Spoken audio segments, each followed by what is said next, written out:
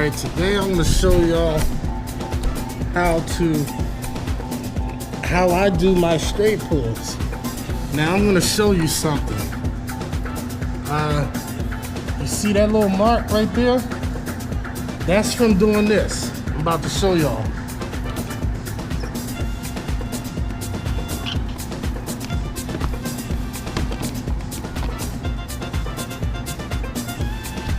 Alright, now sometimes what'll happen is that when you do that twist, it will leave a mark behind, right?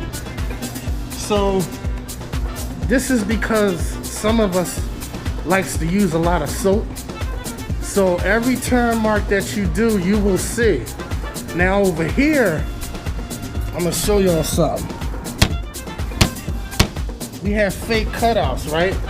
Now on an application like this, hold on. An application like this, you will want a lot of soap, all right? But you don't want to go down like this, straight down. On a window that has this, because what's going to happen, all that water that you come down like that, it's going to drip. So with a window like this, you want to have your solution frothy and just do straight pulls. But when you do it, you got a feather, right? So now let's come back over to here. And I'm going to show you how to eliminate. It may seem a little mundane, but when you do it this way, you have to really know how to feather. All right? I'm going to show you how to feather. And feathering is a technique that is practiced, and you will not get stuck detailing any French panes if you follow what I'm about to tell you. All right? So let's get some water on this pad and let's soap up the subject.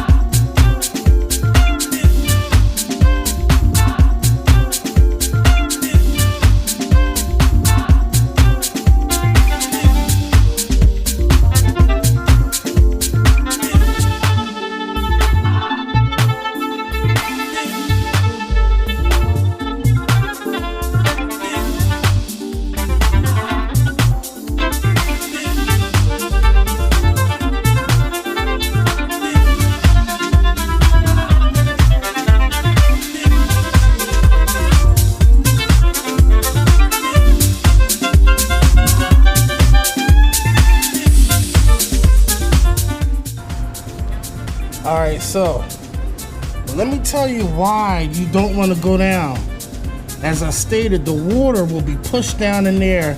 So it's a lot easier to come to the side, because what's going to happen when you bring your squeegee to this side, all that water is going to be rushing down on the bottom part of the squeegee, right? So when you cross pull, if you do it fast and your solution is right, all that water will be rushing down this side instead of over here. It's a lot easier to wipe drips coming down this side than all over the top part. You see, I have a drip coming here, but it's not on there. It's a lot easier to wipe that, but I'm just going to tap and like that and be done with it.